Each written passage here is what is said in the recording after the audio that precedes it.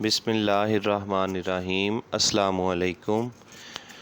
Dear students, welcome to 8th class English. I am your teacher Irtiza Ahmed from Muslim Schools Sheikhupura. Today we are going to start our lecture number 7, which include exercises A, B, C and D from unit number 4, an exhibition. First of all, we are going to do exercise number A, which includes short question answers. So let us see it first. First question is, where did Mr. Kazi take his class for a trip? Mr. Kazi अपनी जमात को सैर के लिए कहाँ ले गए? Answer है mister Kazi took his class to an exhibition for a trip. Mister Kazi अपनी जमात को तफरीही दौरे के लिए नुमाइश में लेकर गए. सेकंड क्वेश्चन है, what did Akbar like the best in the exhibition? Akbar को नुमाइश में सबसे ज़्यादा क्या पसंद आया? आंसर है Akbar liked paintings the best in the exhibition. Akbar को नुमाइश में सबसे ज़्यादा तस्वीर पसंद आईं. नेक्स्ट क्वेश्चन है, what did Rizwan like best in the exhibition and why? Rizwan को नुमाइश में क्या पसंद आया और क्यों? आंसर है Rizwan liked the rocks best in the Rizwan liked the rocks best. Rizwan को पत्थर सबसे ज़्यादा पसंद आए because he had been collecting rocks, क्योंकि वो पत्थरों को इकट्ठा करता आ रहा था सिंस हिज चाइल्डहुड, अपने बचपन से. नेक्स्ट क्वेश्चन है, what is Sadiq's hobby? Sadiq का मशगला क्या है? आंसर है Sadiq's hobby is collecting pictures of great leaders. Sadiq का मशगला अजीम रहनुमाओं की तस्वीरें इकट्ठी करना है. नेक्स्ट क्वेश्चन है, वाई आर एग्जीबिशंस इम्पॉर्टेंट? यहाँ पर 2 बार आर लिख दिया है इस बच्चे ने गलती से, तो आप एक बार ही लिखेंगे बुक से देख के. Exhibitions are important. नुमाइशें इसलिए अहम होती हैं बिकॉज क्योंकि they are a source of information, वो मालूमात का ज़रिया होती हैं, एज़ वेल एज़ और इसके साथ साथ रिक्रिएशन तफरीह का, फॉर द पीपल लोगों के लिए. इसके बाद हम करेंगे एक्सरसाइज नंबर बी.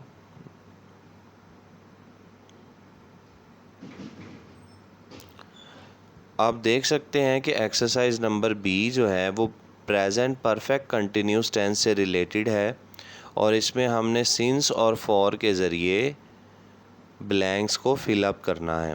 तो इससे पहले कि हम इसको सॉल्व करें, हम पहले प्रेजेंट परफेक्ट कंटिन्यूस टेंस के बारे में थोड़ी सी इंफॉर्मेशन लेते हैं.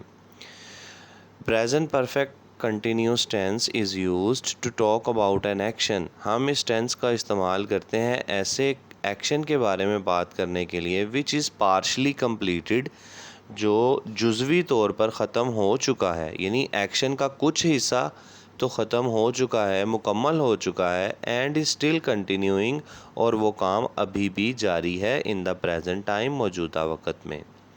आप देख सकते हैं कि मैंने नीचे तस्वीर में 3 ज़मानों को डिवाइड किया हुआ है, पास्ट, प्रेजेंट और फ्यूचर. और यहाँ पर दिखाया है रेड कलर के साथ कि पास्ट में कोई एक्शन शुरू हुआ और वो प्रेजेंट में आकर अभी भी कंटिन्यू है, कंटिन्यूइंग फॉर्म में है. अब नीचे मैंने इसको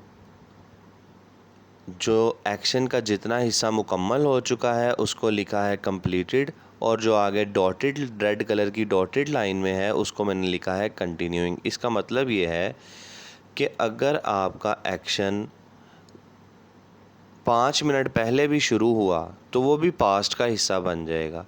तो आपका एक्शन जब से भी शुरू हुआ और जितना हो चुका है जब उसके बारे में बात की जा रही है तो वो मुकम्मल है उसका हिस्सा, और जो आगे जारी है वो कंटिन्यूइंग फॉर्म में है. जैसा कि दूसरे सेंटेंसेस की तरह हम जानते हैं कि सेंटेंसेस में सबसे पहले सब्जेक्ट, फिर वर्ब और फिर ऑब्जेक्ट आता है.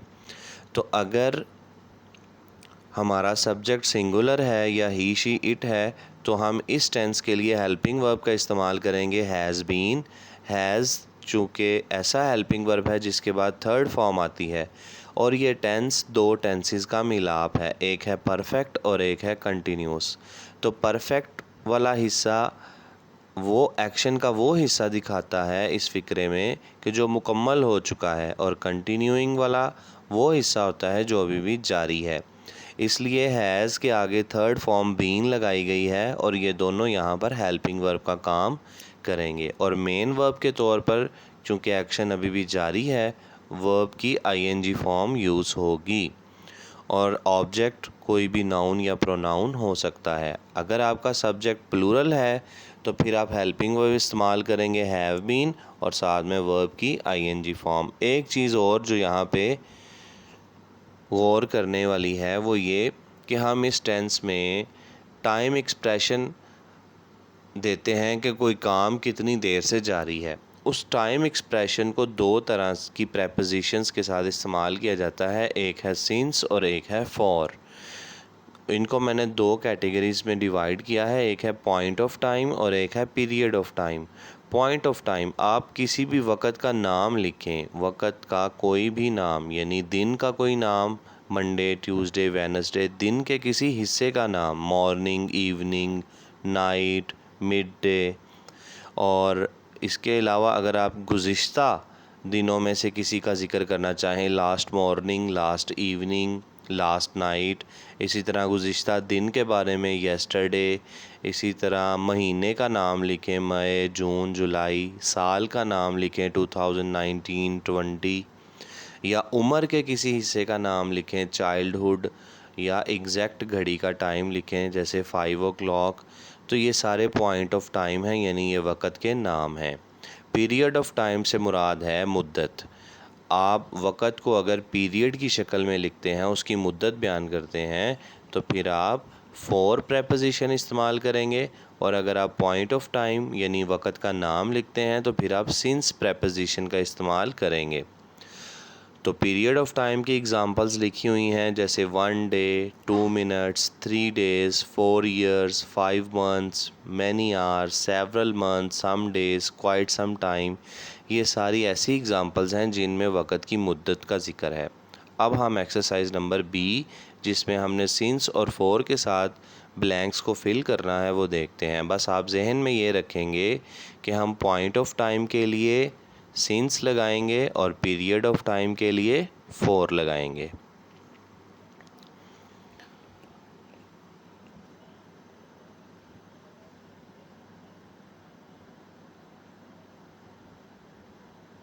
देखिए, सबसे पहले लिखा हुआ है my mother has been sewing clothes dash 8 o'clock in the morning.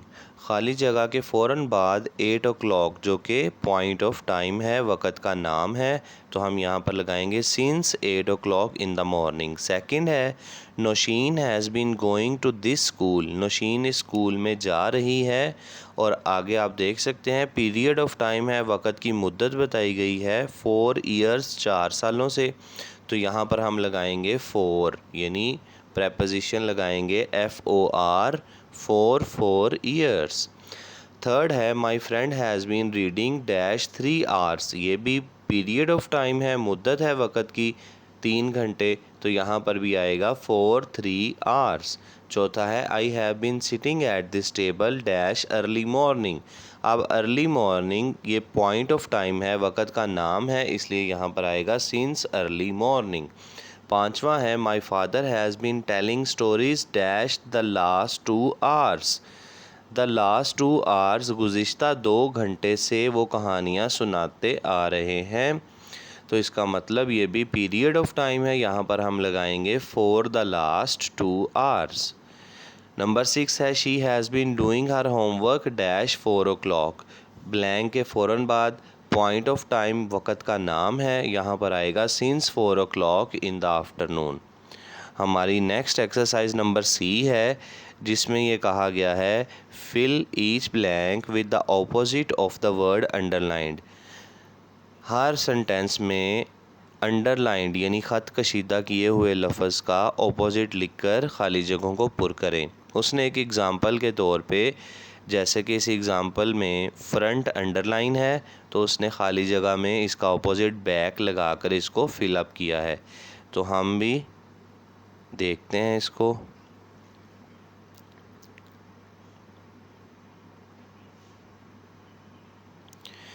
पहला सेंटेंस है he was dash when his cousins came but sorry when he left.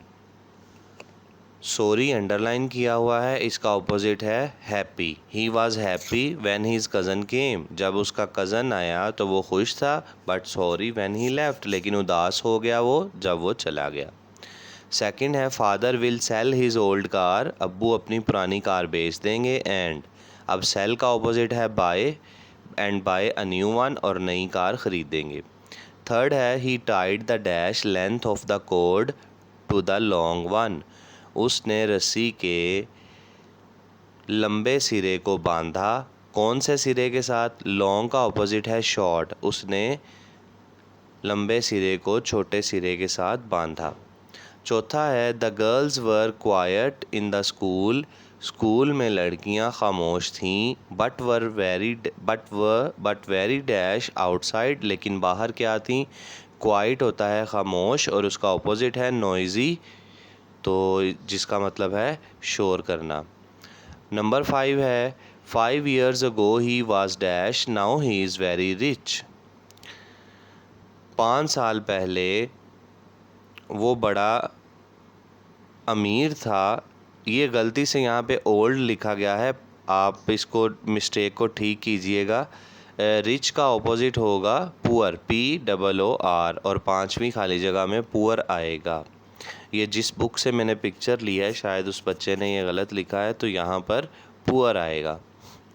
Number 6 है my watch was 5 minutes fast yesterday, कल मेरी घड़ी 5 minute आगे थी, but it is dash today, लेकिन आज ये, तो फास्ट का ऑपोजिट आ जाएगा स्लो, आज ये आहिस्ता है। If you dash your toy nobody will be able to mend it, mend का मतलब है किसी चीज़ की मुरम्मत करना, उसको ठीक करना, तो मेंड का ऑपोजिट होगा ब्रेक। अगर तुम अपना खिलौना तोड़ोगे तो कोई भी उसकी मुरम्मत करने के काबिल नहीं होगा। आगे एक्सरसाइज नंबर डी है fill in the blanks with appropriate articles, articles यानी ए, एन और दी का इस्तेमाल करते हुए आपने इन खाली जगहों को फिलअप करना है। पहला है my grand mother likes dash flowers very much. अब फ्लावर्स प्लूरल हैं और प्लूरल के लिए हम ए और एन का इस्तेमाल तो बिल्कुल नहीं करेंगे। अब द का इस्तेमाल तब करते हैं जब हमारा इशारा किसी मखसूस चीज़ की तरफ हो, तो यहाँ पर नन आएगा, यानी कोई भी आर्टिकल का इस्तेमाल नहीं होगा। और sentence without article my grand mother likes flowers very much, क्योंकि मेरी दादी को फूल पसंद हैं। यहाँ पर कोई ख़ास किस्म के फूलों की तरफ इशारा नहीं है, इसलिए हम यहाँ पर कोई भी आर्टिकल नहीं लगाएंगे। सेकंड है their car does 150 miles dash are, फ़िक्रे का मतलब है उनकी गाड़ी 1 घंटे में 150 मील का सफ़र तय करती है। अब आप जानते हैं जो आर लफ्ज़ है इसमें एच साइलेंट है और बाकी का जो बचता है आर वो वॉवल साउंड देता है, इसलिए यहाँ पर आएगा एन आर। हमारी गाड़ी 1 घंटे में 150 मील तय करती है। नंबर 3 है I always listen to dash radio in the morning, जब भी किसी म्यूज़िकल इंस्ट्रूमेंट का नाम आएगा तो वहाँ पर आर्टिकल द का इस्तेमाल करते हैं। I always listen to the radio in the morning. चौथा है is your mother working in dash old office building, तो ओल्ड वॉवल साउंड है इसलिए यहाँ पर इससे पहले आएगा एन। और 5वां है where's dash USB drive I lent you last week, अब ये किसी मखसूस USB ड्राइव की तरफ इशारा है जो उसने पिछले हफ्ते उससे उधारी ली थी, इसलिए यहाँ पर इस USB को मखसूस करने के लिए, क्योंकि ये उसी USB के बारे में पूछ रहा है जो उसने उधार ली थी, तो द आएगा definite article where's the USB drive I lent you last week. अब आखिर में आपका होमवर्क ये है कि आप इसकी जो एक्सरसाइज नंबर ए है जिसमें शॉर्ट क्वेश्चन आंसर्स हैं वो अपनी नोटबुक्स पे लिखेंगे, और वो नमूने के तौर पर ये मैं आपके सामने दिखा रहा हूँ। ये इन क्वेश्चन आंसर्स को डेट एंड डे टॉपिक वगैरह लिख के यूनिट का नाम आप अपनी नोटबुक्स पे लिखेंगे और याद करेंगे। एक्सरसाइज नंबर 1 के सारे क्वेश्चंस ये आपका होमवर्क है। इसके अलावा मैंने आपसे कहा था कि मैं आपको अगले लेक्चर में एडजेक्टिव के बारे में मज़ीद कुछ डिटेल बता के आपको उसकी असाइनमेंट दूंगा। तो आइए अब उसके बारे में भी देख लेते हैं। ये देखिए, formation of adjective using suffixes. Suffixes लाहके को कहते हैं उर्दू में, यानी ये कुछ ऐसे लफ्ज़ हैं, ऐसे लेटर्स हैं जिनको हम किसी रूट वर्ड यानी किसी लफ्ज़ के आखिर में लगाकर नया लफ्ज़ बना सकते हैं। तो हमारा यहाँ पर लिखा हुआ है noun suffix, noun plus suffix, यानी हम किसी भी नाउन के आगे अगर इनमें से कोई सफिक्स लगाएं तो उसको एडजेक्टिव में बदला जा सकता है। ये 16 किस्म के सफिक्स लिखे हैं। इसके बाद अगले सफ़े पर वर्ब प्लस सफिक्स, वर्ब्स के आगे इनमें से कोई सफिक्स लगाकर सफिक्सेस लगाकर हम उनको एडजेक्टिव में बदलते हैं। नीचे मैंने 2 तरह के एडजेक्टिव्स की निशानदेही की है। अगर वर्ब की आईएनजी फॉर्म जिस तरह के टॉकिंग है, इसको किसी नाउन के साथ यूज़ किया जाए तो यही आईएनजी फॉर्म उस नाउन को क्वालिफाई करने लगती है, यानी उसका एडजेक्टिव बन जाती है। टॉकिंग पैरट, बोलने वाला तोता। इसी तरह अगर वर्ब की थर्ड फॉर्म किसी नाउन को डिस्क्राइब कर रही हो, उसके साथ आते हुए उसको क्वालिफाई कर रही हो, तो वो भी एडजेक्टिव बन जाती है। जैसा कि break, broke, broken. Broken verb की थर्ड फॉर्म है। अगर हम इसके साथ कोई नाउन लगा दें तो ये इसी नाउन को क्वालिफाई करेगी, यानी उसकी तफसील में इजाफ़ा करेगी। ब्रोकन चेयर, टूटी हुई कुर्सी। इसी तरह मैंने एक और एग्ज़ाम्पल दी है प्रोनाउन के साथ फ़िक्रे में। He is very excited today. Excited जो है वर्ब की थर्ड फॉर्म है, लेकिन यहाँ इस फ़िक्रे में चूँकि कोई एक्शन नहीं है तो यहाँ पर ये एडजेक्टिव के तौर पर आई है और ये इस फ़िक्रे के प्रोनाउन ही को क्वालिफाई कर रही है। तो ये आपके लिए एक इन्फॉर्मेशन थी कि वर्ब की आईएनजी फॉर्म और वर्ब की थर्ड फॉर्म भी एडजेक्टिव के तौर पर आती हैं। और जो मैंने आपको नाउन प्लस सफिक्स और वर्ब प्लस सफिक्स दिए हैं, इनकी मदद से आप इन सारे लफ्ज़ों को जो कि नाउन हैं या वर्ब हैं एडजेक्टिव में तब्दील करेंगे। और नेक्स्ट लेक्चर में मैं आपको इनके आंसर्स दूंगा। कुछ वर्ड्स इस सफ़े पर हैं, फिर ये वाले वर्ड्स हैं और फिर ये वाले वर्ड्स हैं। ये 39 वर्ड्स हैं और आप इनको एडजेक्टिव्स में चेंज करेंगे। और चेंज करने के लिए मैंने आपको सफिक्सेस की लिस्ट दी है, तो आप ये बारी बारी सफिक्सेस लगा कर देखेंगे, सोचेंगे कि क्या ये एडजेक्टिव बन गया है, तो फिर मैं आपको नेक्स्ट लेक्चर में इनके आंसर्स बताऊंगा। So this is the end of your English class. अल्लाह हाफिज़।